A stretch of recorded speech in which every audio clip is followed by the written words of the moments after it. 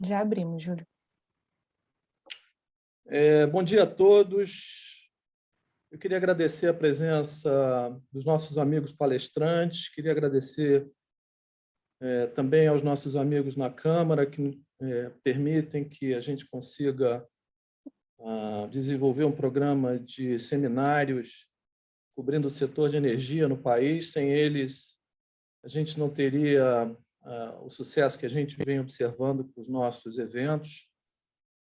Hoje vamos tratar de um tema super interessante, super importante.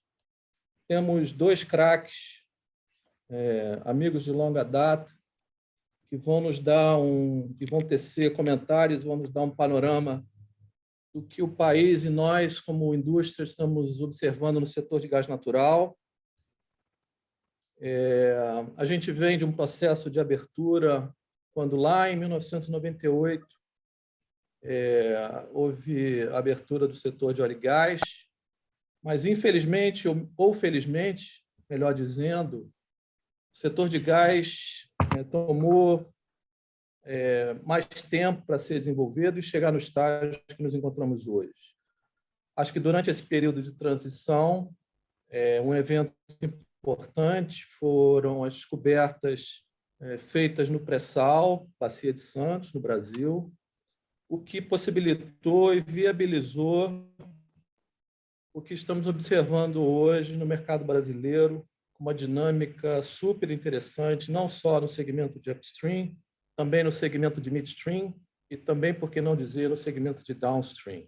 Eu acho que a lei do gás que foi aprovada permite que a gente, com bastante segurança, possa afirmar que nós vamos observar um crescimento bastante grande no segmento de gás natural. Como disse antes, eu tenho dois amigos e craques no setor que vão nos ajudar a entender um pouco melhor.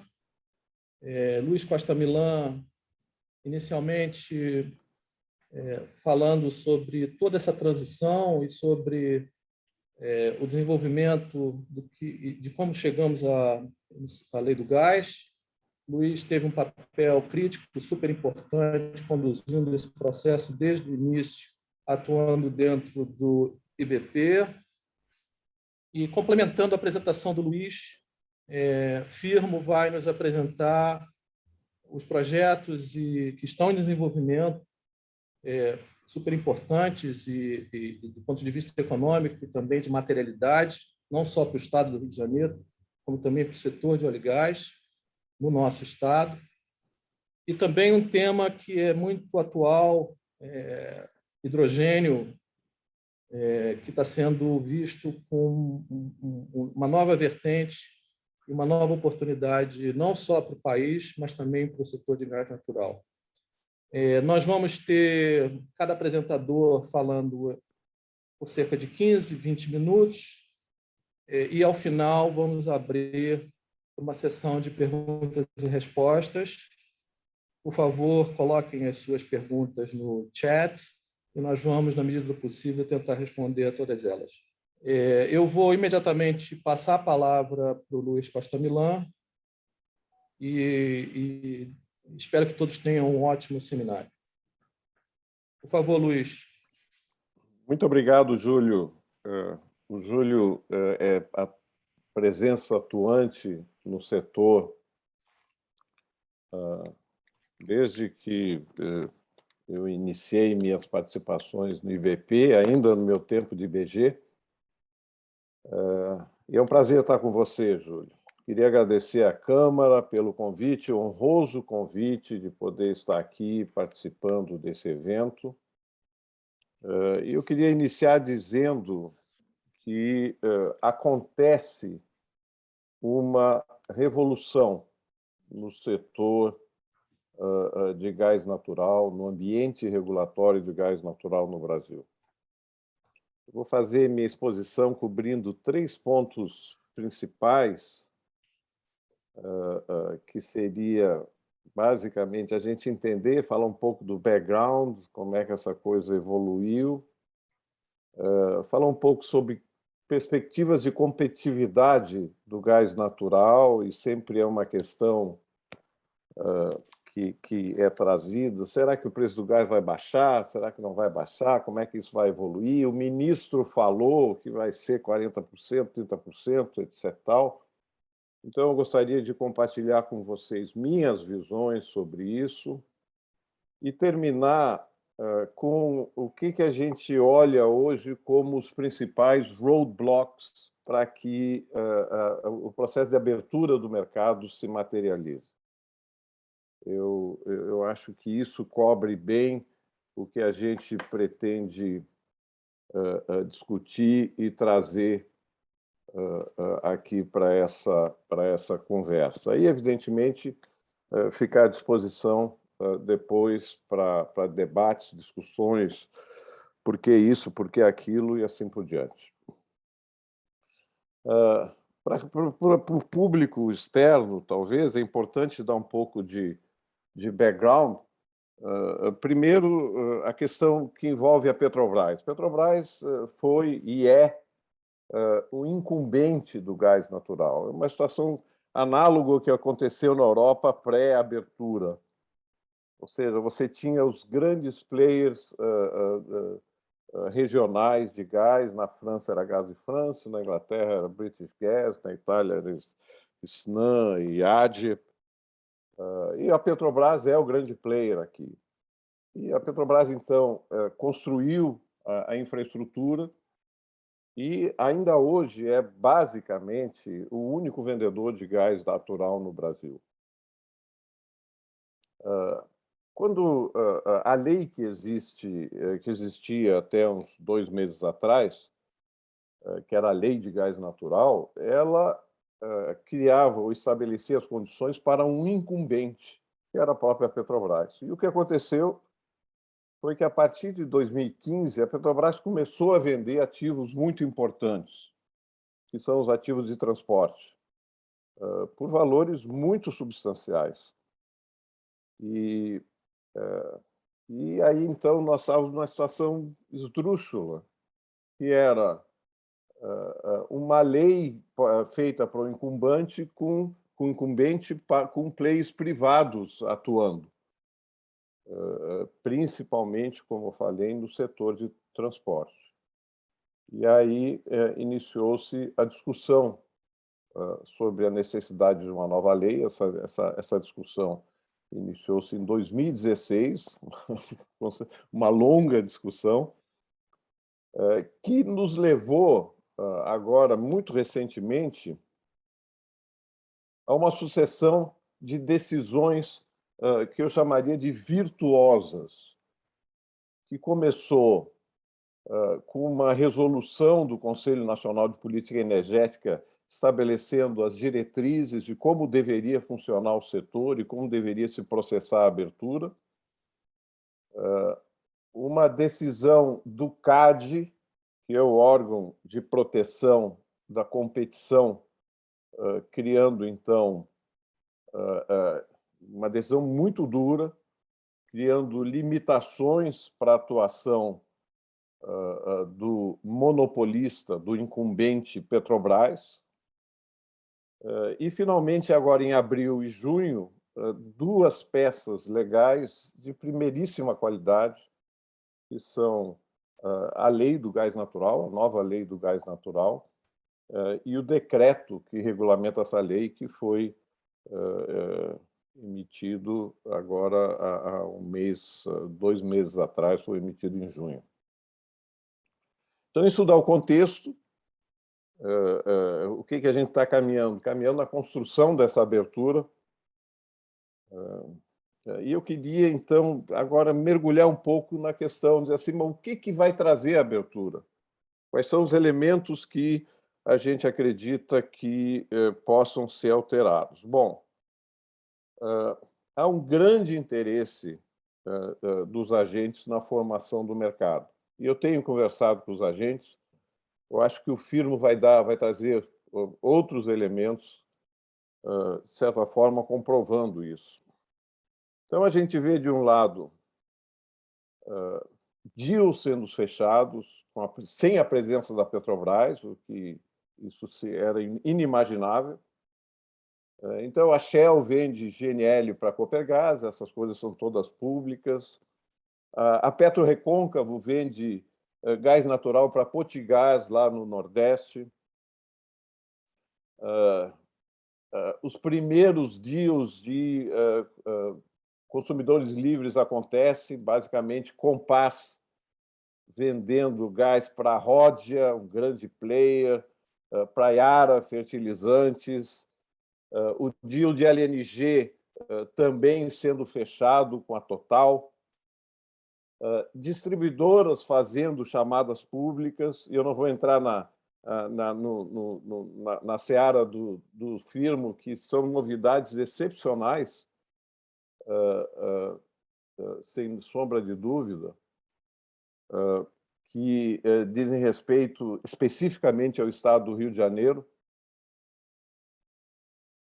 E eu diria que, além disso, as transportadoras se movimentando também através de ações na tentativa de criação de um marketplace muito criativas, eu diria, muito oportunas.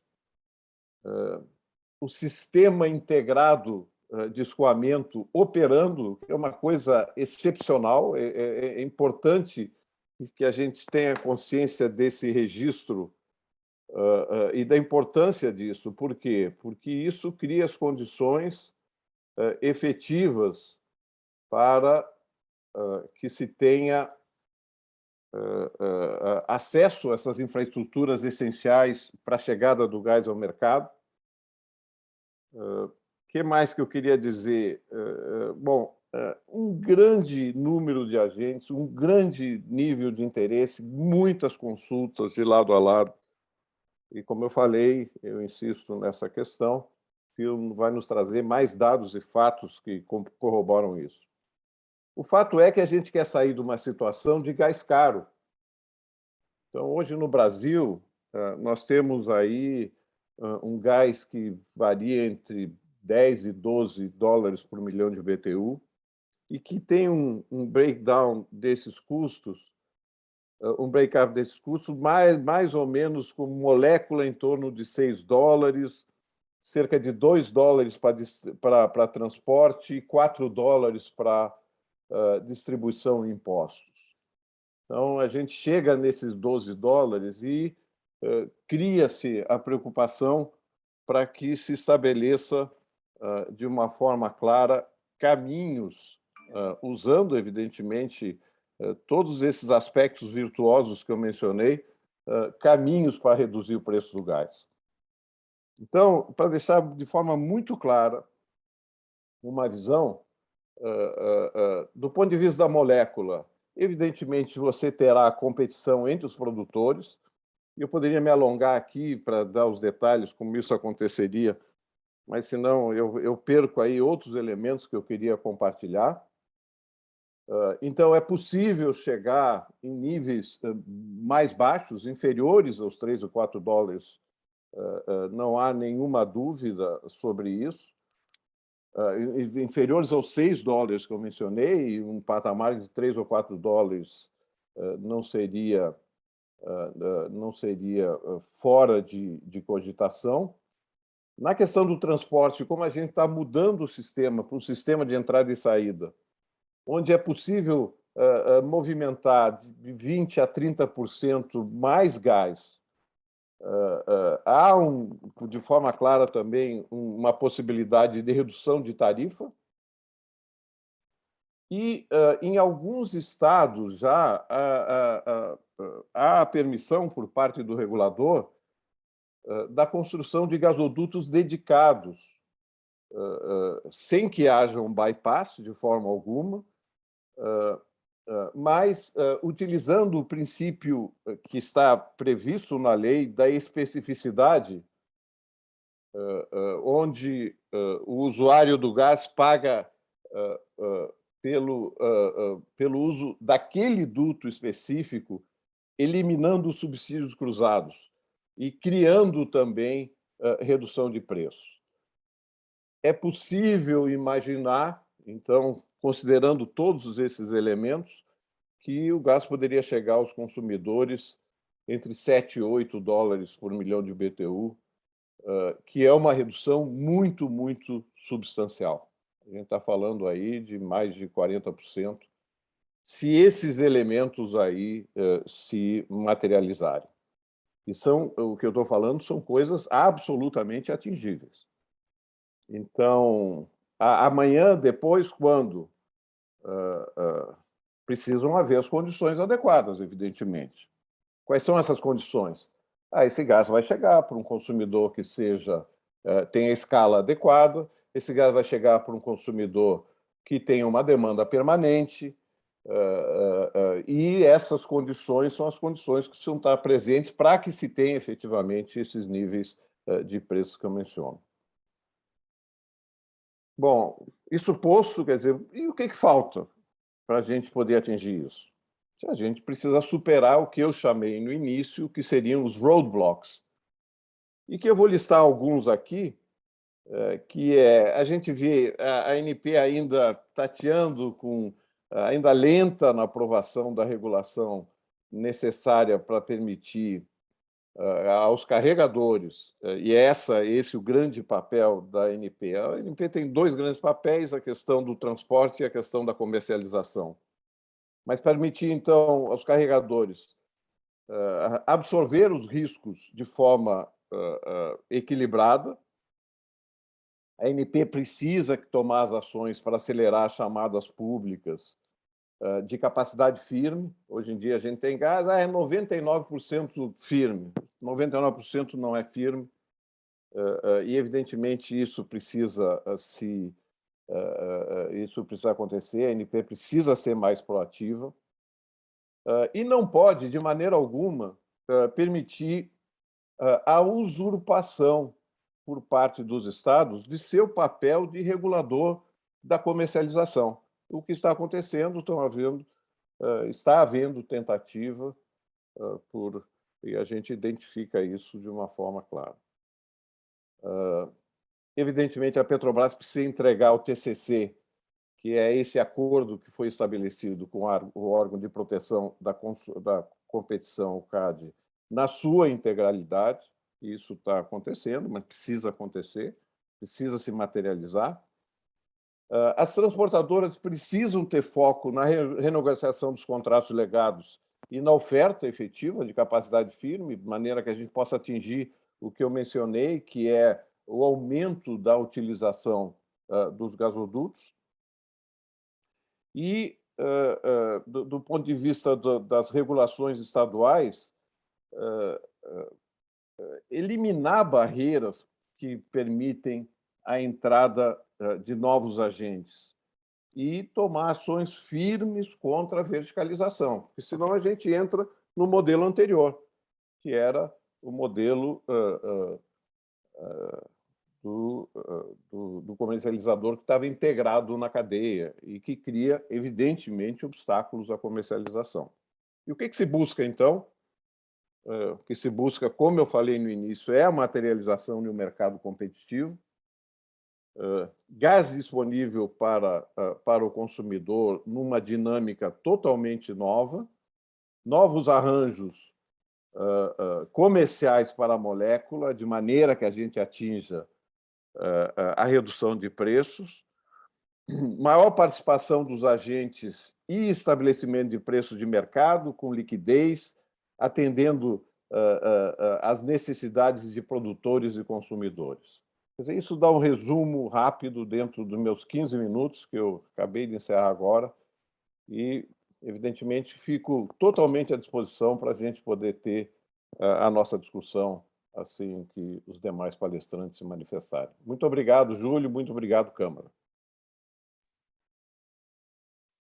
A gente que agradece, Luiz, e muito interessante os roadblocks que você nos apresenta e lista como problemas ainda a serem superados. Mas eu queria fazer uma observação que eu acho importante para o grupo ficar atento. Não fazem muitos anos quando o cenário que tínhamos no mercado brasileiro, para as operadoras, e eu e você, Luiz, atuamos no passado e continuamos atuando no setor de upstream, o problema que tínhamos é que não havia gás e não havia um possível mercado para o gás. Aquele gás, e tínhamos um único player. Então, as mudanças que você aqui destacou são mudanças muito importantes, mudanças estruturais que hoje dão a tranquilidade para investidores externos, ou mesmo nacionais, de olharem para esse mercado e poderem dizer, olha, vai existir um mercado. Apesar dos roadblocks, esses roadblocks, as coisas no Brasil nem sempre são muito fáceis, levam tempo, mas a gente é brasileiro, e brasileiro não desiste nunca, né? Como diz o ditado. Eu acho que a gente vai, sim, superar e vamos, sim, encontrar um ponto de equilíbrio de preço que consiga remunerar o investidor e que consiga criar esse mercado necessário para consumir todo o gás natural que o país hoje pode oferecer ao mercado. Nós temos gás não só na Bacia de Santos, em volumes expressivos, temos gás na Bacia de Sergipe-Alagoas, também em volumes expressivos. Então, eu acho que os agentes, tanto de governo como agentes privados, vão encontrar maneiras de equacionar esses roadblocks que o Luiz citou muito bem aqui e viabilizar e poder ter um crescimento sustentável no mercado de gás natural no Brasil. Com isso, eu vou passar a palavra para o Firmo. E, Firmo, deixo a você tela e microfone para nos apresentar o que você vem fazendo no Porto do Açu e nos seus projetos. E transfiro a você o microfone agora. Obrigado. Obrigado, Júlio. Estão me ouvindo bem aí? Está tudo funcionando? Tudo perfeito, Firmo. Obrigado. Bom dia, Costa Milã, bom dia, Júlio, bom dia a todos. É realmente um prazer, uma honra para a gente aqui do Porto do Açu participar dessa discussão.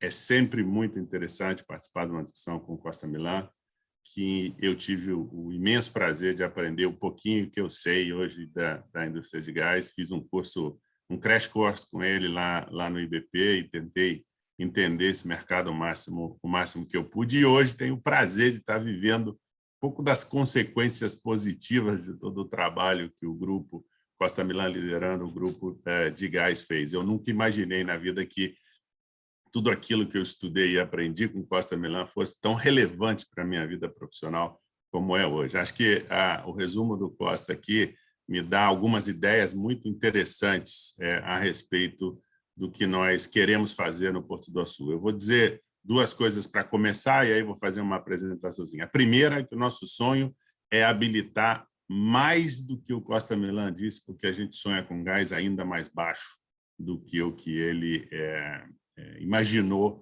para imediatamente a gente conseguir fazer no Brasil. Eu entendo perfeitamente que as condições de contorno levariam o gás ao redor do 7. Nós queremos crer que podemos, de uma forma muito eficiente no Porto do Açu, habilitar as condições para que ele desça ainda mais, porque nas nossas análises, no momento que ele descer ainda mais, um pouco mais, ao redor, abaixo do 5, a gente começa a ficar competitivo globalmente para uma série de oportunidades de industrialização. O Brasil tem, sem dúvida nenhuma, essa eu aprendi lá com o Costa ainda, a maior oportunidade de reindustrialização que nós tivemos nas últimas décadas com a habilitação do novo mercado de gás e com a transformação disso em realidade. O Porto do Açu e o Estado do Rio de Janeiro talvez sejam privilegiados no sentido de poder almejar essa transformação mais rápida, ou seja, que seja a primeira fase dessa transformação e ainda mais eficiente. E aí eu vou tentar mostrar por que a gente acredita e trabalha constantemente nos enablers, né? A gente acredita muito que após investir 18,5 bilhões de reais numa infraestrutura como a do Porto do Açu, nós temos hoje uma vantagem de que os principais enablers para que isso aconteça estão se conformando, e é isso que eu vou tentar mostrar para vocês aqui na apresentação. Vamos testar os limites aqui da tecnologia, ver se eu consigo mostrar. Me dão só, por favor, aí um feedback de que vocês estão vendo a minha tela, por favor. Já Está na começamos tela, a ver. Firmo. Obrigado. Espera aí, vamos resolver isso aqui. Pronto. Então, o que nós temos hoje em Porto do Açu? A estrutura do Porto do Açu são uma estrutura societária, 2 sócios, né? O EIG e o Mubadala, 2 fundos, têm a holding, a Prumo, e a estrutura de desenvolvimento do porto baseou em JVs. Como é uma estrutura de infraestrutura, né? Um projeto de infraestrutura muito grande, ele tem como principal forma de desenvolvimento inicial essas JVs. Hoje, a gente já tem a Ferroporte e a Supetróleo, que são 2 grandes e maduros processos de industrialização no porto. A GNA chegando agora, final de comissionamento, início de operação da primeira térmica, e a BP Prumo e a Domi, que são outras JVs que a gente tem ali. Só para exemplificar, isso criam os hubs. Temos 130 quilômetros quadrados de área. É isso que vocês ouviram mesmo, 130 quilômetros quadrados de área. Desses, 40 quilômetros são dedicados a uma reserva ambiental, uma reserva privada, a maior reserva privada de Restinga do Brasil e a maior reserva privada total aqui no estado do Rio de Janeiro, que então cria essa plataforma que a gente chama de Greenport, né? Essa ideia de que um porto que já nasce com um compromisso de sustentabilidade nos patamares mais elevados. Mas aí a gente tem alguns hubs, o hub de petróleo e o hub de minério são os mais antigos e os que estão melhores consolidados, o hub de gás e energia começando agora com a GNA1 e com um potencial de crescimento muito grande, e os 2 hubs que são de logística. O porto tem uma característica natural de estar ali na frente da Bacia de Campos, e entre 2 portos, né, entre Vitória e Rio, que são portos que estão dentro de grandes metrópoles e têm pouca capacidade de elasticidade de crescimento. O porto, então, oferece essa opção de crescimento de logística para os próximos anos. E o hub industrial, que é o que a gente vai falar mais hoje aqui a respeito dele, porque é ele que potencializa isso. A estrutura do porto, aí, como vocês podem ver, 2 terminais, o da direita, um terminal offshore, com profundidades para os maiores navios petroleiros do mundo, aqui 25% de todo o petróleo que o Brasil exporta já passa aqui pelo Porto do Açu, e o terminal de minério, e aqui o terminal 2, que é o terminal dragado, né, esse terminal aqui, que é onde está se desenvolvendo toda a parte de suporte à indústria de óleo e gás, e o terminal multicarga, que é o nosso terminal, que além de ser hoje um grande terminal de exportação, também é responsável pela chegada de todo o desenvolvimento industrial. Um exemplo clássico que a gente está vivendo nesses dias, né? A GNA foi construída em tempo recorde, justamente porque era possível importar dentro do porto e a 2 quilômetros do site todos os equipamentos que precisavam ser importados. Então, do ponto de vista logístico, o Açu oferece algo que não tem análogo no Brasil, que é a possibilidade de bypassar todas as dificuldades logísticas brasileiras através das estradas para fazer o desenvolvimento industrial. Esse é o Açu. Eu termino aqui e vamos entrar, então, no que nós queremos fazer. Do ponto de vista estrutural, o Açu já oferece, né, 10 terminais privados e é o 2º maior em movimentação de carga dos portos organizados brasileiros, só perdendo para Santos, com 54 milhões de toneladas. Então, essa estrutura. O que já temos no Açu do ponto de vista de energia, né? Estamos construindo aí o maior hub de gás e energia do Brasil. Temos hoje uma capacidade de regás com FSRU de 21 milhões de metros cúbicos por dia. 11 milhões serão consumidos entre a GNA1 e a GNA2, aproximadamente mais alguma outra demanda que a gente encontra ali. A possibilidade de demanda imediata é de mais 17 milhões de metros cúbicos por dia. Esses são volumes, a gente vai dando os volumes para vocês começarem a entender o Porto do Açu. A gente vai falar um pouco do ponto de vista do marketplace e do que nós temos ali em termos de desenvolvimento, mas vocês viram lá, 90 quilômetros quadrados de desenvolvimento industrial vão acontecer ali no Açu. energia disponível no momento, GNL e eletricidade, né? Você sabe, nós temos o único terminal privado aí de GNL do Sudeste em início de operação. Quando nós tivermos GNA1 e GNA2 demandando, esse FSRU ainda terá mais 50% de capacidade, ou seja, as oportunidades para microdistribuição de GNL são evidentes e acontecerão nos próximos anos. É uma questão de estruturar primeiro o FSRU e o terminal foi desenhado, que é suprir as térmicas, e imediatamente, após o comissionamento de GNA1, começa, então, o projeto definitivo de encontrar os players e encontrar o mercado para a GNL, principalmente na microdistribuição aqui do Sudeste. Então, tem bastante projeto saindo. Além disso, nós temos já o petróleo que chega no Açu e hoje é basicamente exportado, né? Chega para fazer o double banking ali dos navios que vêm do pré-sal para os navios que vão levar o petróleo para o resto do mundo. Mas o projeto de expansão de tankagem da Supetróleo já está em pleno andamento, fase final de decisão de investimento, e a gente deve, então, começar no próximo ano a desenvolver o projeto de tankagem. Além disso, o Açu hoje licencia a sua conexão com o grid, do ponto de vista de gasoduto e do ponto de vista de oleoduto. Então, os dois são projetos integrados para nos conectar à malha de transporte brasileiro, fazendo com que, finalmente, a gente integre tudo que a gente acredita para criar o tão esperado mercado de gás, né?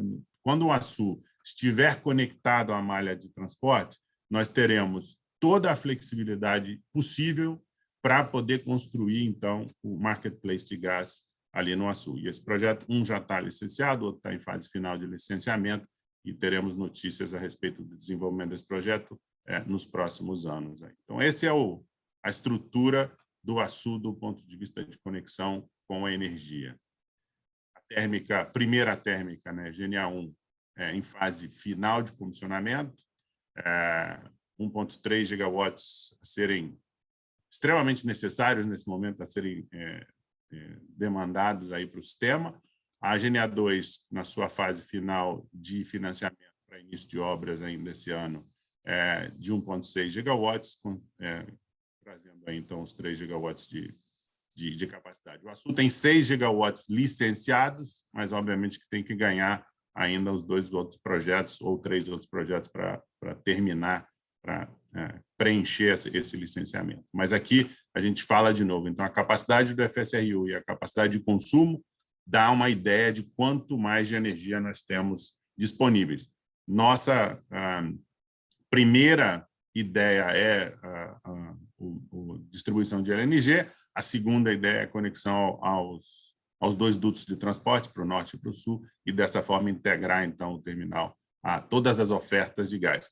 O que o Costa Millan diz da capacidade de flexibilidade para que o gás possa, então, competir no Brasil de forma a caminhar no sentido de baixar o custo e ficar mais competitivo. Então, essa é a estrutura que nós estamos formando. O que nós enxergamos? Não existe na costa brasileira, e definitivamente no Sudeste, uma oportunidade tão evidente e eminente da demanda encontrar com a produção de gás. Ou seja, o que nós enxergamos no Açu é uma localização estratégica entre 2 grandes portos brasileiros, Vitória e Rio de Janeiro, né? Mas com a Interlândia muito desenvolvida e em desenvolvimento. A gente vai falar aqui rapidamente sobre fertilizantes, que para mim é uma das grandes oportunidades de curto prazo, médio prazo, vamos chamar assim, mas que também está integrado à província mais pujante da indústria de óleo e gás brasileira e integrado ao fornecimento de LNG nacional e internacional e a toda a parte de comércio que nós já estamos nos integrando. Então, do ponto de vista de estrutura para o Açu, e aí a cerejinha seriam os projetos licenciados, nós anunciamos ontem o licenciamento de um projeto exclusivo para o Porto do Açu, já existem projetos licenciados pela Neoenergia, pela Equinor, ali na frente do Açu, e nós acabamos de iniciar o processo de licenciamento um projeto exclusivo, porque a gente enxerga uma oportunidade extraordinária também,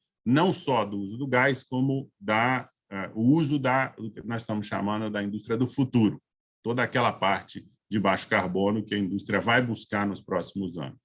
Eu vou acelerar um pouquinho a minha apresentação, mas essa é a ideia, o conceito da criação do Açu como um grande pipeline para desenvolvimento industrial. Os projetos que estão no pipeline, que têm referência direta ao gás, e aí é onde o Costa falou, nós temos hoje duas grandes oportunidades de desenvolvimento industrial no Açu. Uma é de base minério de ferro.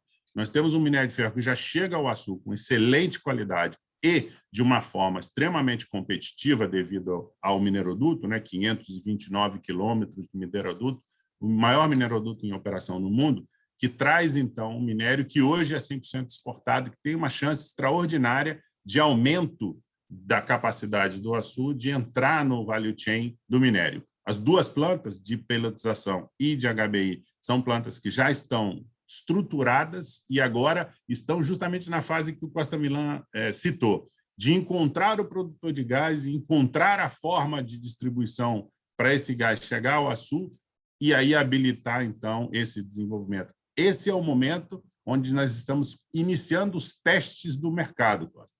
É aqui que a gente está olhando o que é possível fazer com toda essa capacidade, com toda essa mudança, principalmente as mudanças estruturais, do ponto de vista legislativo e regulatório, para poder habilitar isso aqui. Isso daqui demanda absolutamente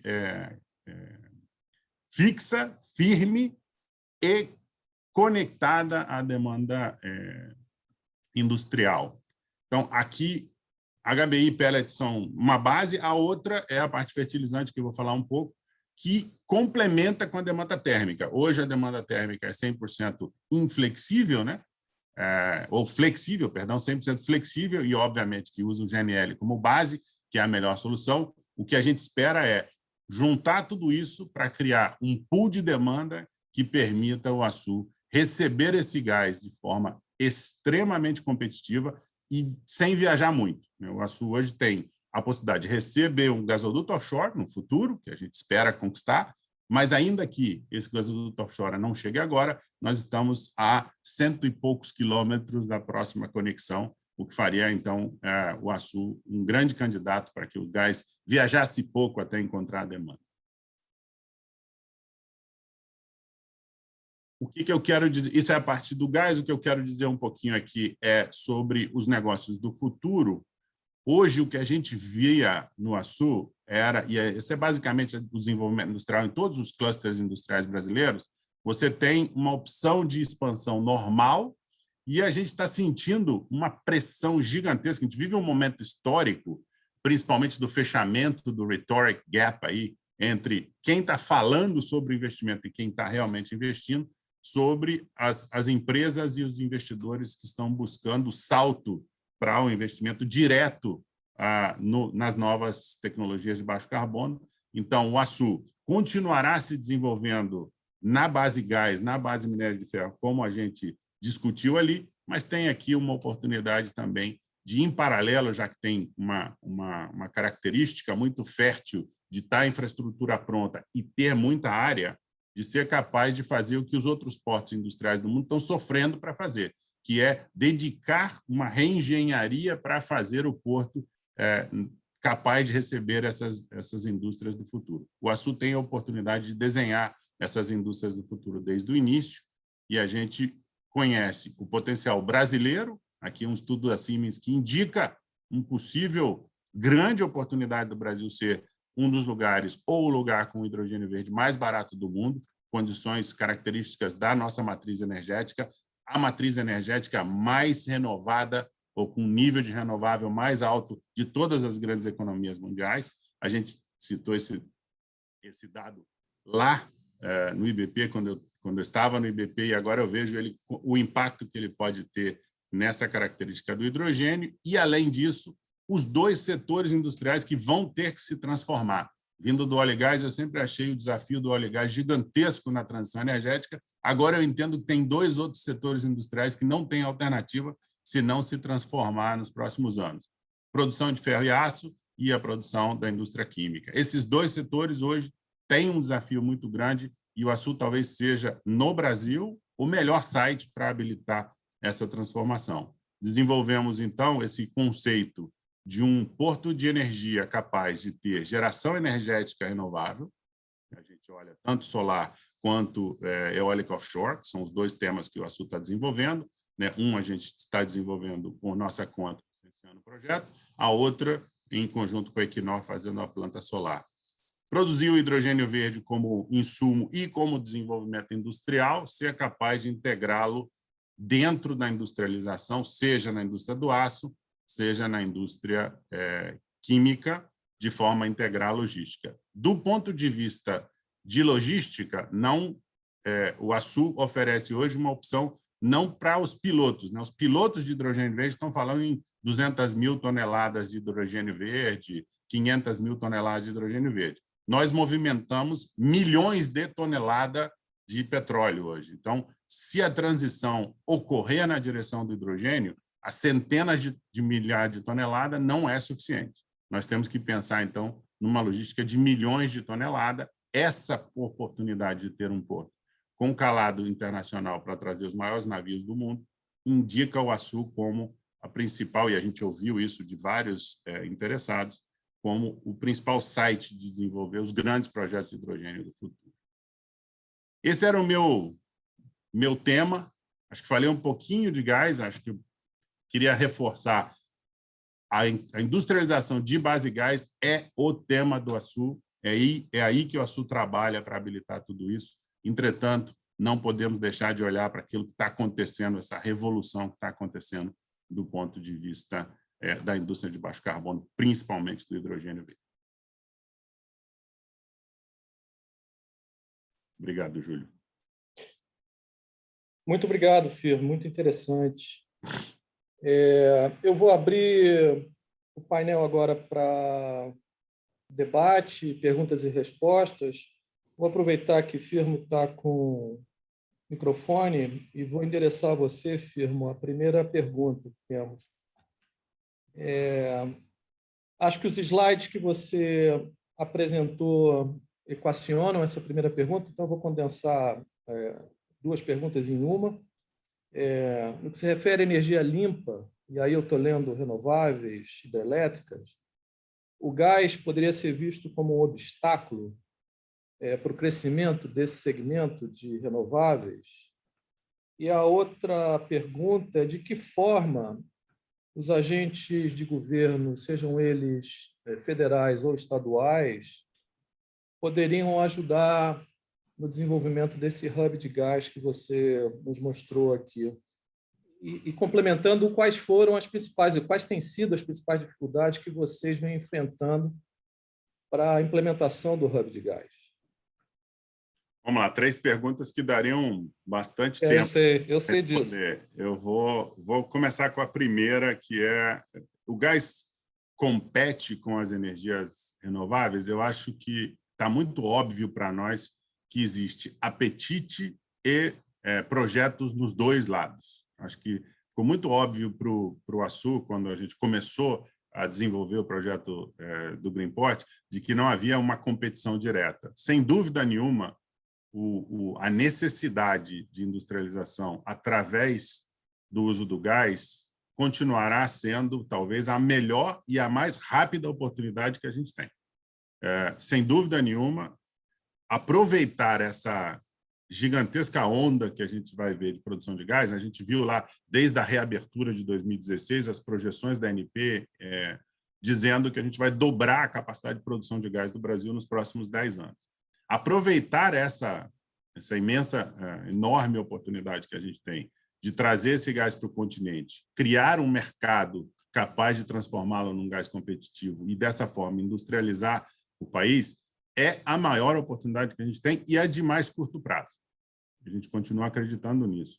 Entretanto, existem investidores e indústrias que estão, em paralelo, desenvolvendo alternativas para não só o gás em si, porque o gás teria que ser o último a ser deslocado, né, para as outras energias que estão aí hoje sendo utilizadas, e que o hidrogênio parece ser uma aposta generalizada, né? O que aconteceu no último ano foi uma febre de hidrogênio, né? Foi uma discussão quase febril de o que vai ser o hidrogênio, principalmente o hidrogênio verde.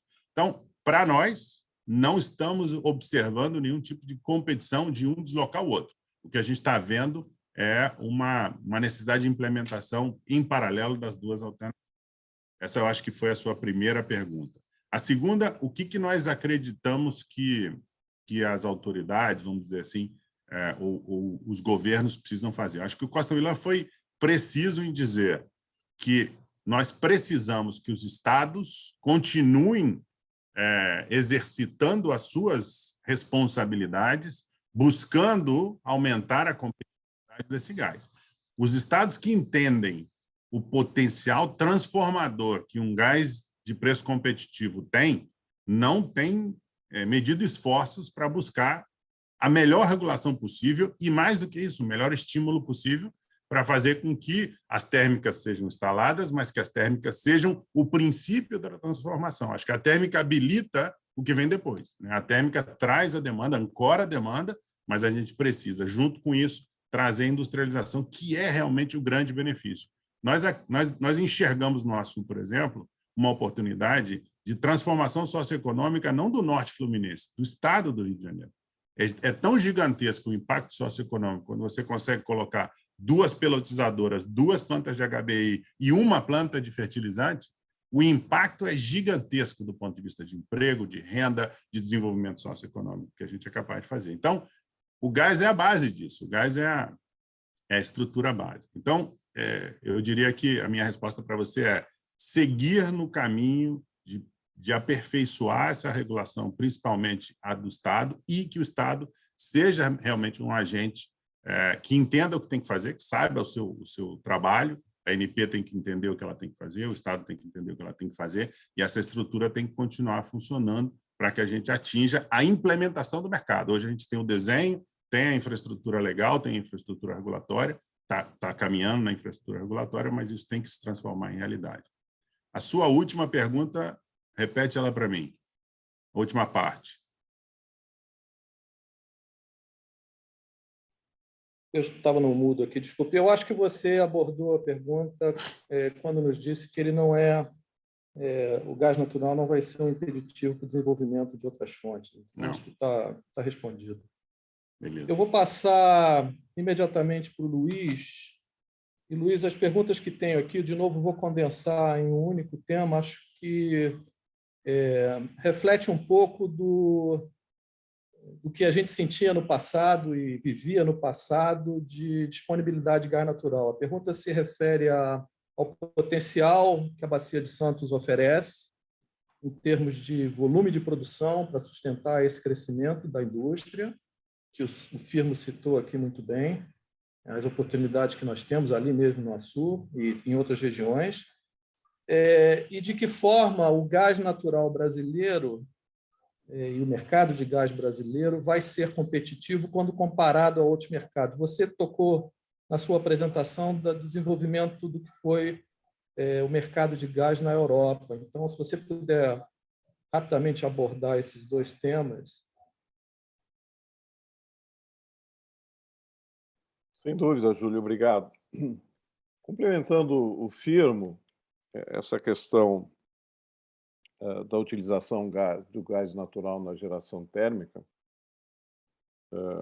evidentemente nós temos um prazo, existe uma previsão, talvez não ainda estabelecida em termos de prazo, para que essas novas tecnologias, principalmente relacionadas a hidrogênio, elas possam efetivamente se materializar. Sem entrar nos detalhes, evidentemente, da questão da competitividade dessas tecnologias. A questão fundamental que eu quero reforçar as palavras do Firmo é a seguinte: O Brasil, que se encontra numa situação muito privilegiada em termos de geração à base de renováveis, a gente tem que pensar, quer dizer, em termos de eólica, esse negócio é uma coisa brutal que aconteceu no Brasil. Há 5 anos atrás não existia nada, hoje são quase 20 gigas de eólica, são 15% da capacidade de geração do país de energia eólica.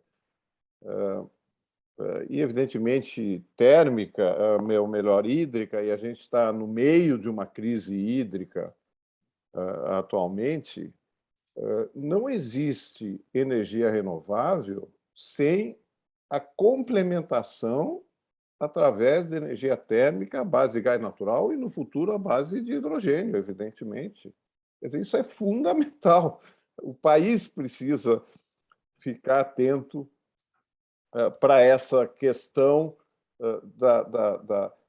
quem sustenta, quem garante a energia renovável, e é fácil entender, quando o vento vai embora e o sol se põe, eu quero chegar em casa, eu quero apertar o interruptor e a luz tem que acender.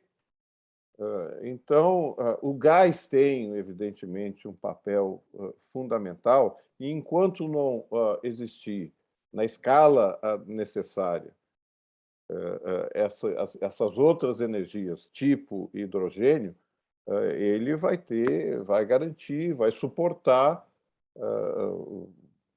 a questão da geração de eletricidade e toda a perspectiva que tem, quer dizer, toda a nova economia, a economia do baixo carbono, se sustenta na geração de eletricidade. Então, o gás é imprescindível, gente. Nós vamos ter que conviver com isso. Ah, não, mas daqui a 30 anos, aí vamos sentar e vamos ver. O gás precisa estar presente, e os 6 gigas que Manso e Firmo fala aí de Açu, de certa forma, comprovam isso.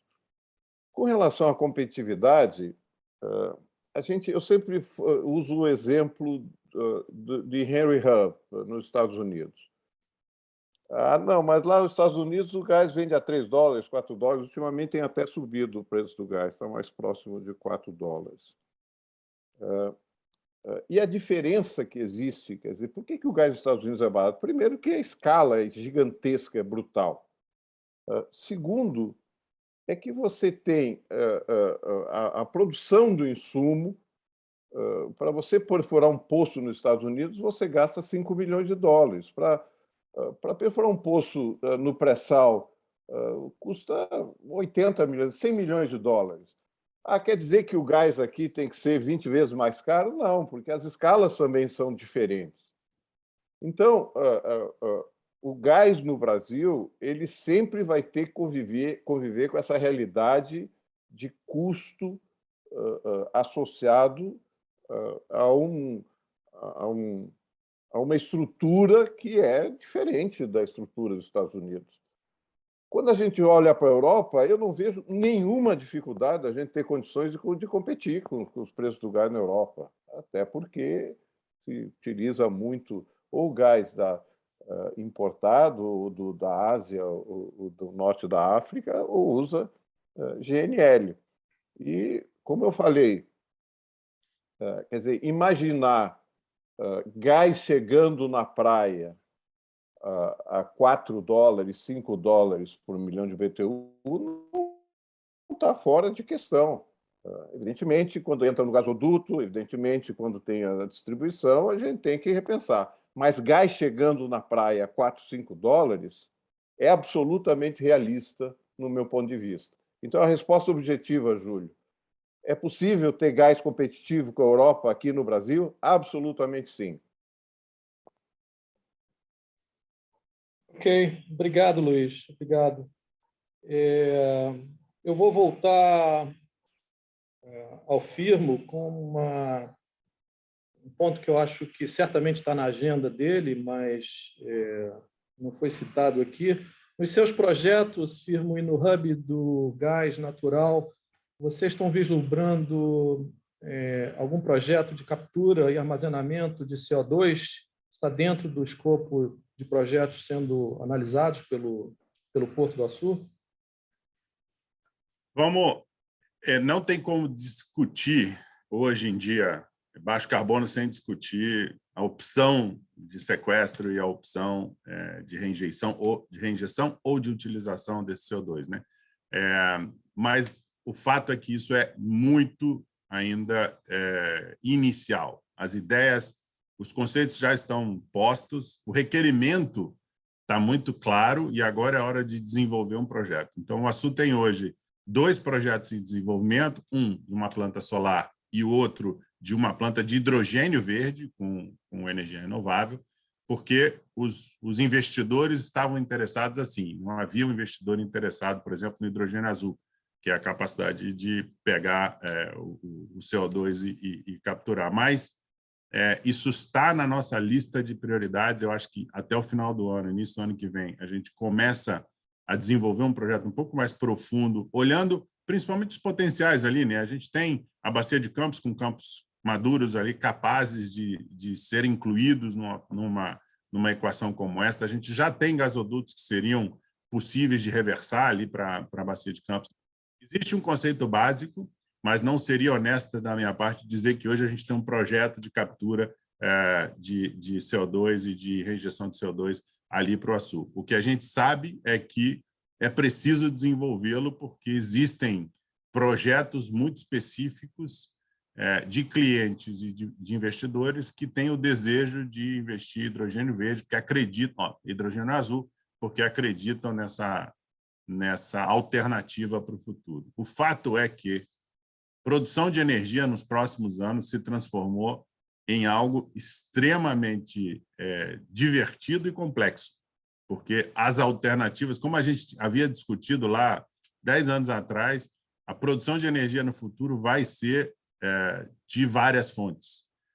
A energia não será de uma só fonte e talvez nem existir, nós não teremos uma energia dominante, vamos chamar assim. Vai existir, sim, uma composição de várias oportunidades, e essa da geração de hidrogênio azul, com um projeto de captura de CO2, certamente terá que ser desenvolvido, mas são projetos conceituais hoje. Obrigado, Firmo. Uma coisa que a gente preza é tentar ficar dentro do horário. Vou pedir, então, que os palestrantes, Costa Milã, 2, 3 minutos, e Firmo façam closing remarks, encerramento, de como vocês estão vendo o setor, e gás natural, naturalmente, e agradecendo já a participação, a presença de todos e a presença de vocês aqui conosco. Luiz. Obrigado, Júlio. Mais uma vez agradecendo à Câmara, agradecendo a você pela moderação. A mensagem final é de confiança. A gente criou aí as condições para um mercado competitivo. Evidentemente, essa coisa não é instalando o dedo que passa a acontecer, a gente precisa de tempo para essas coisas se acomodarem, mas, quer dizer, as condições necessárias,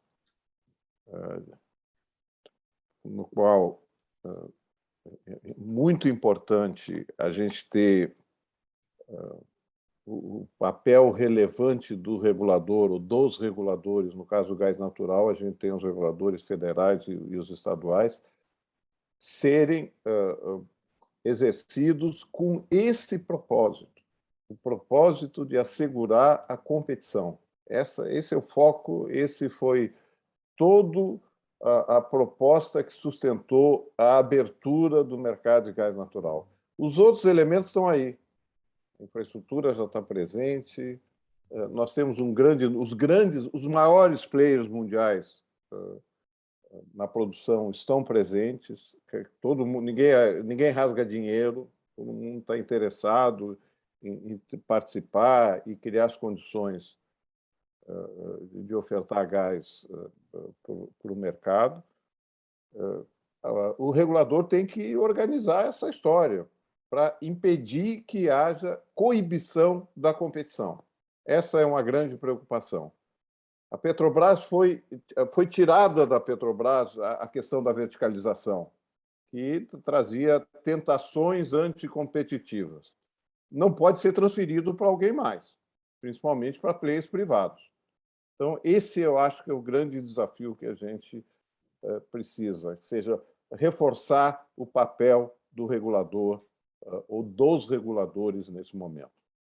A visão é otimista, a minha visão é positiva do desenvolvimento desse mercado. Obrigado mais uma vez, Júlio. Obrigado, Luiz. Firmo. No meu aprendizado, no meu processo de aprendizado sobre o mercado de gás, o Costa Millan me dizia que a Europa levou mais de uma década para fazer a transformação dela. O que eu queria deixar aqui é que a gente já começou a nossa, ela está em pleno curso, esperamos conseguir fazê-la dentro da janela da década ou mais curta, e que dá muita esperança ver o que está acontecendo no Brasil do ponto de vista de avanço. Obviamente, com todas as preocupações que eu faço eco ao Costa, o Porto do Açu trabalha diligentemente para ser um grande player e para habilitar, ser um grande enabler para que a gente consiga materializar a oportunidade que o gás natural oferece para o Brasil em emprego, renda, industrialização ali do Norte Fluminense e do estado do Rio de Janeiro. É a nossa missão habilitar essa transformação industrial, que o que a gente tem na mão é um asset que tem não só a oportunidade de fazer, mas também o desafio de fazer isso. Obrigado, Firmo. Com isso, a gente encerra esse seminário. Tinha certeza que nossos palestrantes iam dar um show. São dois craques. E tenho certeza que todos os participantes gostaram muito do que escutaram e viram aqui. A Câmara encerra uma série de eventos e seminários na área de energia, agradecendo a todos que tiveram a chance de participar, e agradeço mais uma vez a equipe da Câmara que pôde nos ajudar a organizar todos os eventos que foram feitos. Sem eles, a gente não consegue realizar e colocar frente a todos vocês esses craques que a gente convida para participarem conosco desses eventos. E queria deixar a última mensagem dizendo que estamos já nos preparando para o próximo ano e para uma série de próximos eventos, dando continuidade e, naturalmente, atualizando os senhores em relação ao desenvolvimento do mercado de gás natural e do setor de energia como um todo. Então, mais uma vez, obrigado a todos e me despeço aqui, encerrando a reunião. Bom dia a todos. Obrigado, um abraço. Obrigado. Um abraço, obrigado a todos. Obrigado, Luiz. Obrigado, Firmo. Tchau, tchau. Tchau, tchau.